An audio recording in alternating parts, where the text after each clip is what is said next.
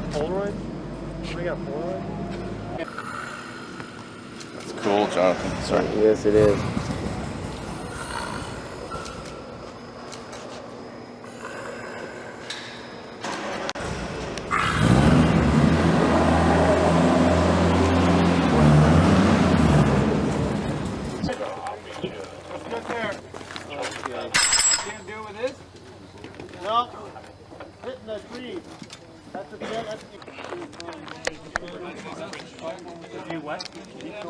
Ask him. 3, 2, 1, go!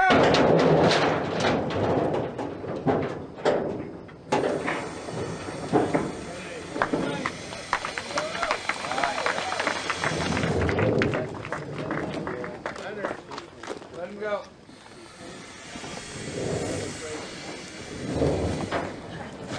Right here's good.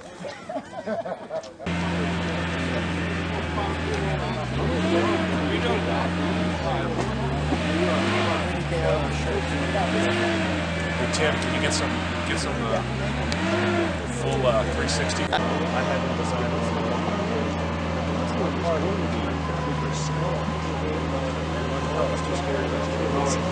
Should I sniff him like he did? Are you ready? Are you ready? Want to kiss him? Coffee's here in the back right there, right? Yes.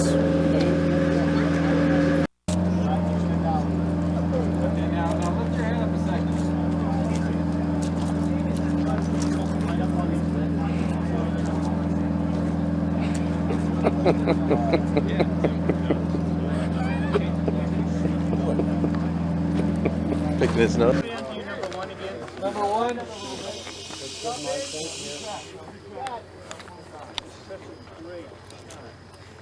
Lower, lower. Right in there.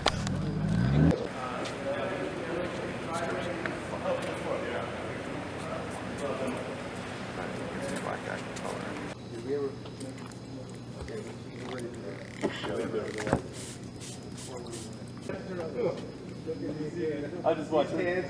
He almost looks like he has contacts, doesn't he? He does. I mean, his eyes are so blue. Action.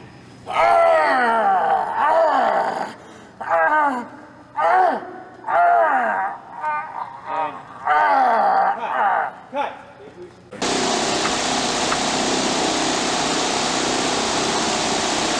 That's cut. All right, weights down. We'll go again. It's a funny shot. All right. Yeah, 3D, man. Hey, brother. What's up? Where you guys can be there? You got Donnie on one side.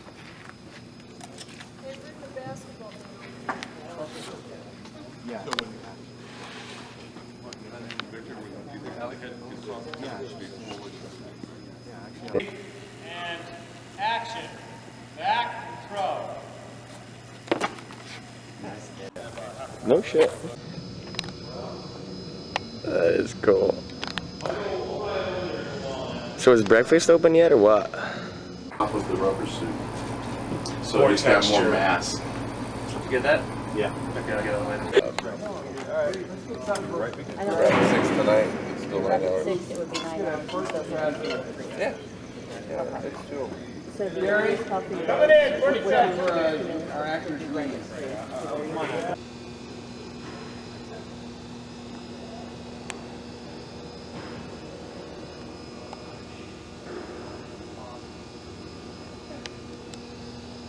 Is there Ramon? Sandbags? Sandbags.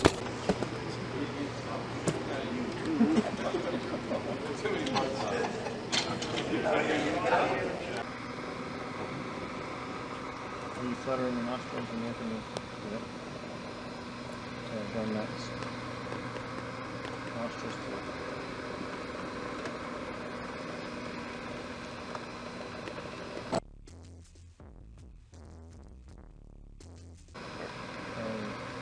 Stop.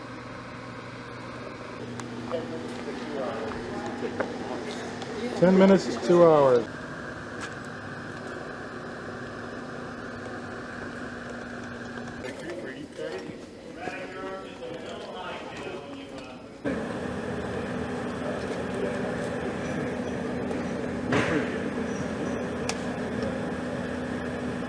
All right, guys, stand by. Here we go.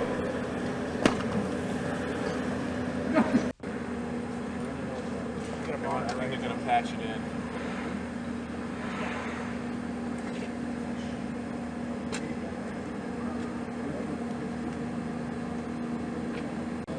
Just so you know, hanging out right there. And action! Yeah, baby. Good cut. Very nice. Five. Can we do one more? Sure. How much film we got? We got 50 feet. Put the nose in the crosshair's boogie.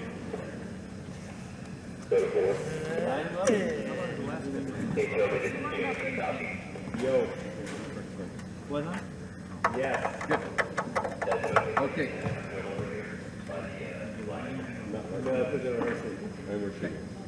Hey. I don't do a hammer. Back down the plate.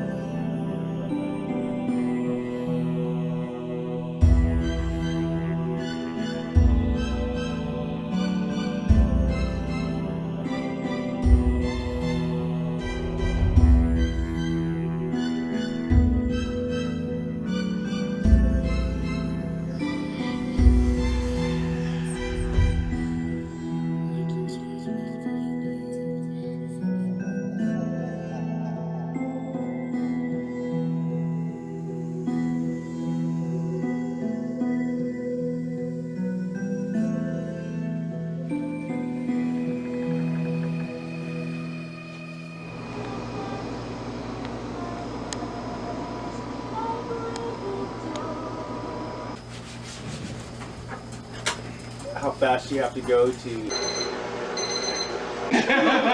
Very nice, Barry. Thank you, sir. I may be ugly, but at least I ain't got no damn money. Exactly. Okay, now Timmy, you can put the film in. Oh no. Got a spider vagina. Spider vagina. I took the whole vagina off. Film. We're going to be behind the scenes, the making of Jeepers Creepers 2. Yeah. The language of... Yeah, it works. Did you guys have to order this, or did you get it?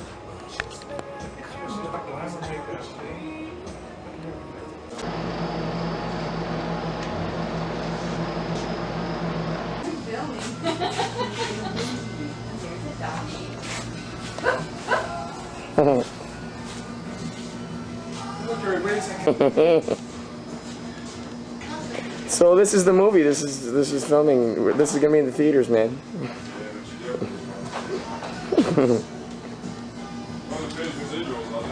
Yeah. Cause one of these kids is doing his own thing.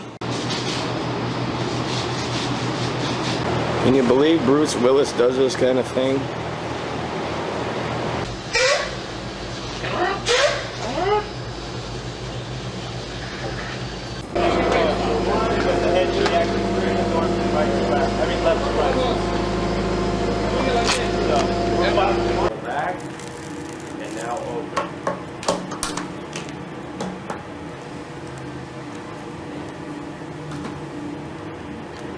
Everybody's looking at the monitor. This is just demonstrate the fact that the producers are going to need to have 5 people underneath this thing. Or excuse me, 6 people. Oh, yeah, that looks stupid. Up with the rubber suit. So he's got more mass. I've known Victor for quite a while. I was actually, just out of acting school, I did a play. And an actor that he had cast in a film that he was about to do came to my show and said, hey, I know they're still looking for one of the leads. So I went and auditioned and got the part, and we meshed creatively very well. And our instruments and our approach to the work, it just felt really great working.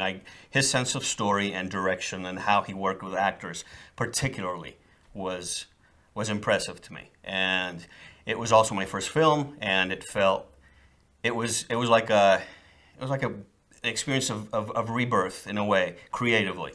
I had been in school and I'd done this play, and then doing this film was just a terrific experience. It was a great character.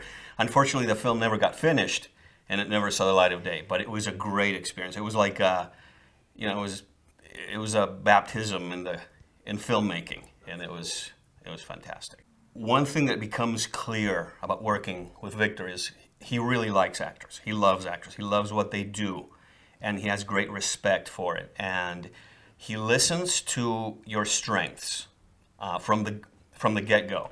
I could tell from the audition for that particular film, for example, that he started to tune into what I was bringing to the part, and then just started feeding off of that. And what he'll end up doing is a lot of times he incorporates what you bring into the part if he likes what you bring. So it's an energizing experience, because you feel like you're not just you're not a tool for a creative vision that is unmovable, but rather you're a collaborator. And that is the most exciting part for me about working, to feel like you're, the great thing about film is it's such a collaborative art, and everyone brings their talent and their skill set to bear, and then you get combustion on the day. And that's when the magic happens. That's what makes me want to keep doing it, because it's that magic that just happens spontaneously. And that, for me, is what has set Victor apart from other directors in working with him. He is completely tuned in to that moment of combustion. And so you feel like you have a partner. He feels like a scene partner when you're working. And so it's very gratifying. And that's why we keep working together every chance we get,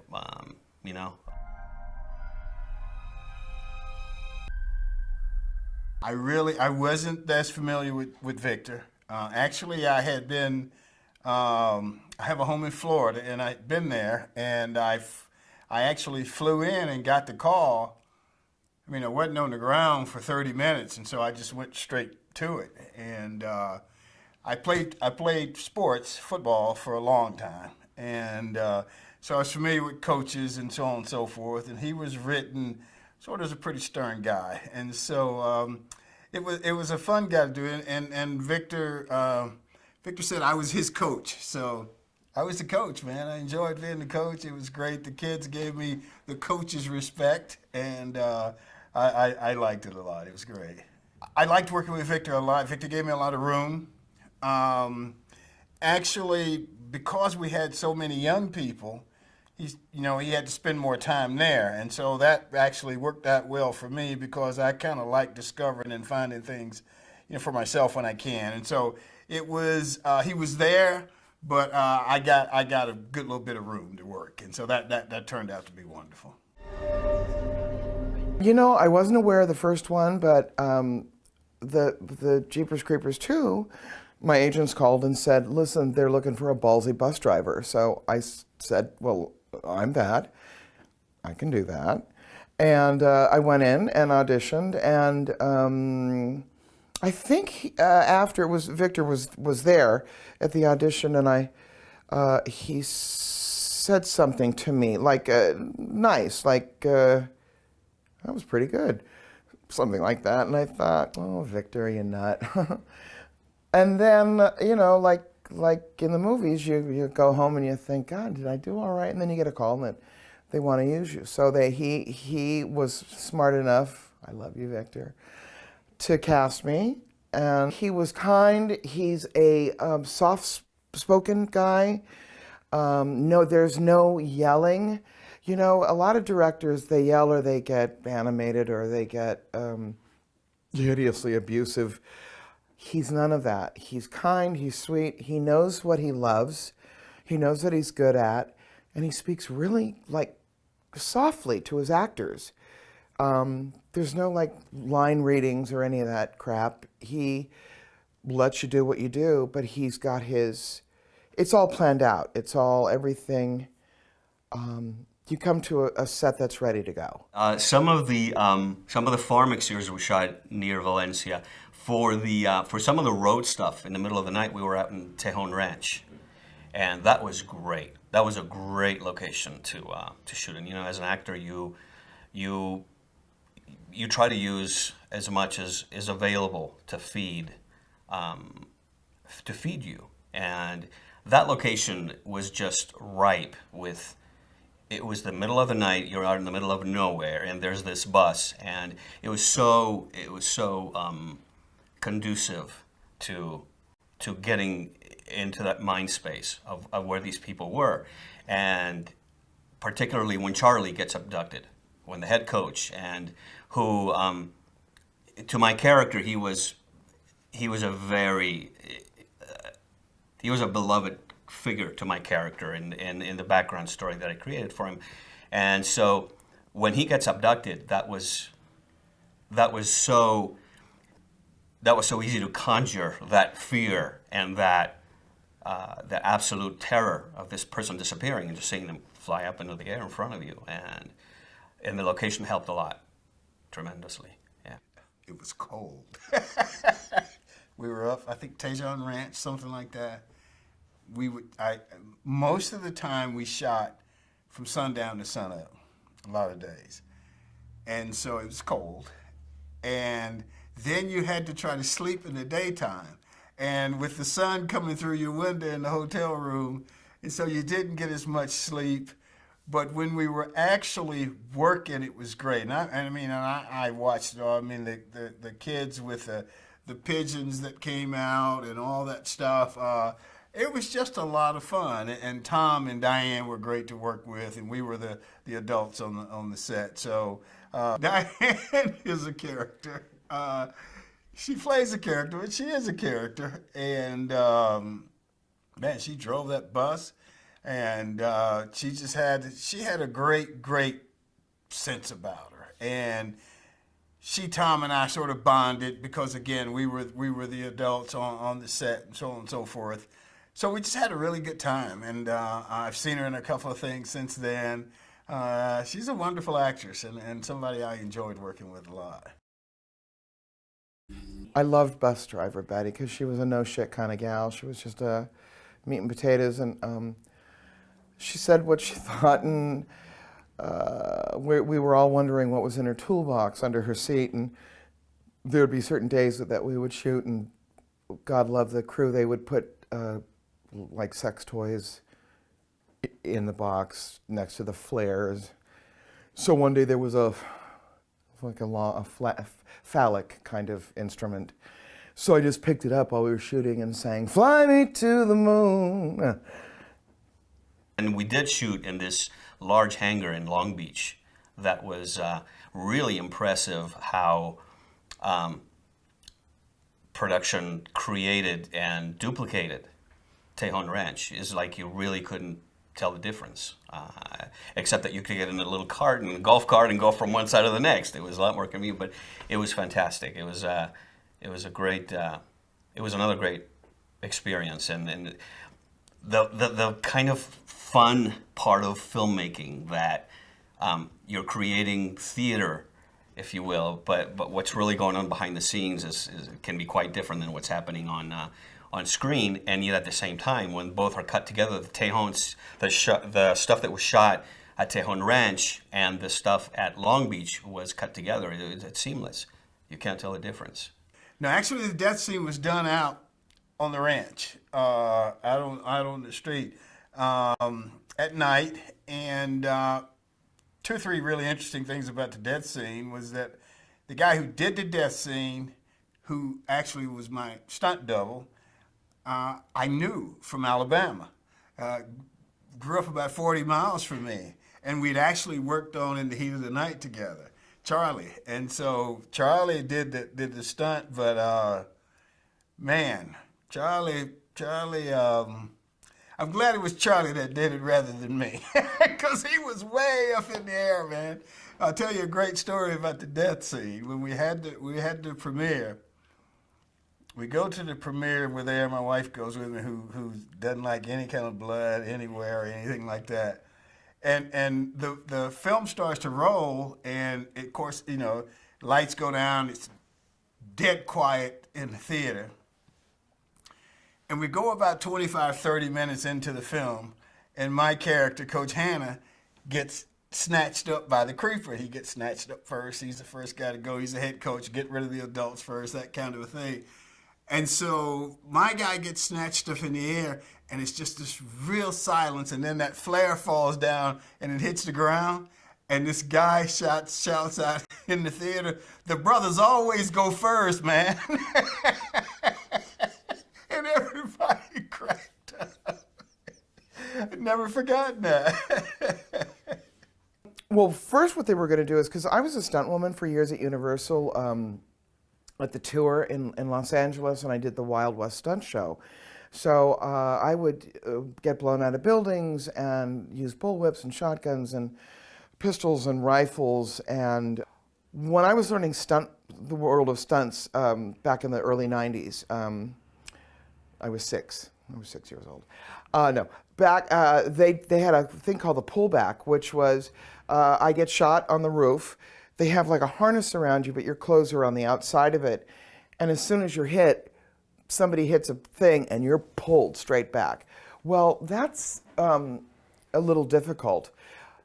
They had this, I think they used green screen. They were going to use a big, like a pullback, but on a crane that drops down, that once the smoke or the creature comes down, they would yank you up into the air. But they decided to do green screen on that. And I think they used a good friend of mine, Elle Alexander, because she doubled me.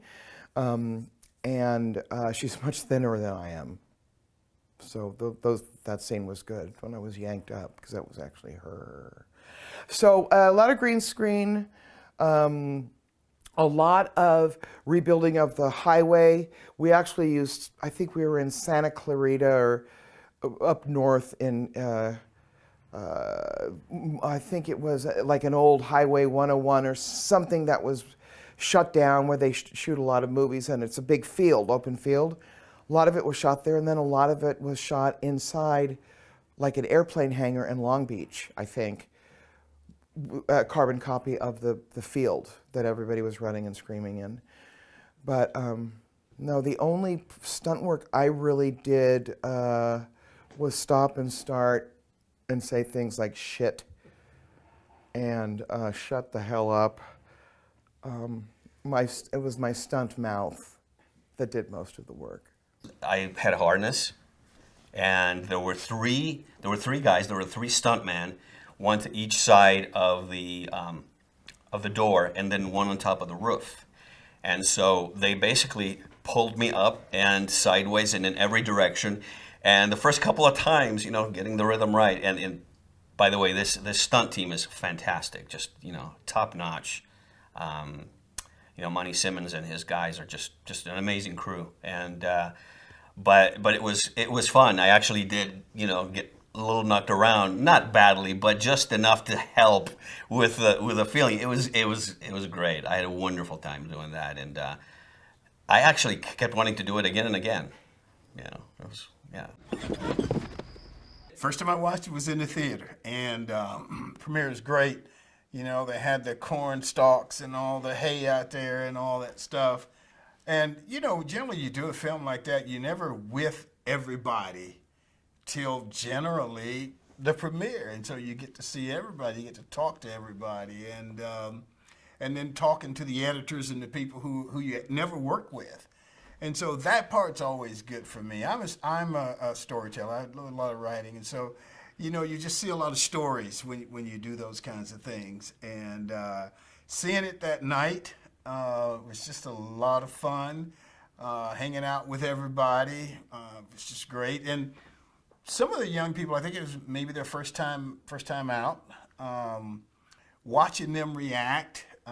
Some of them I followed their career since then, like Eric, I think Nenninger is his last name or something.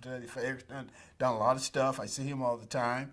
And so you always want to see who goes where from there, and who this gave a big boost to.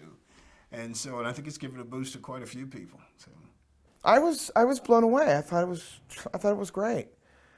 And especially people that really dig horror movies, they were digging it, you know?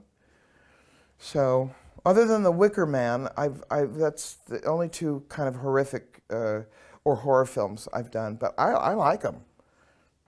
Because I know what's coming. It's not like you're going there and you're like, oh my God. So. Well, it's been a special project for me for several reasons. One, like I said, I hadn't been too long out here. And so to get that role was really good and really big for me in my career. Also, I do a lot of speaking across the country. And whenever you go speak to young people, you know, as you get more seasoned, your hair gets more white and all that wonderful stuff, you're talking to younger people. And so there are two projects I've been involved in that the younger people just, oh man, they go crazy. One's Fight Club, you know, the young boys, they want to mix it up and so on and so forth. And then I tell the kids I was in Jeepers Creepers too, I'm somebody then. They love me then, you know, they want to talk to me, man. And so it's been one of those things, you know, you do a lot of different things, and some of them stay with you, and Jeepers has stayed with me. And it's just been, it was a wonderful experience, and it continues to be a wonderful experience.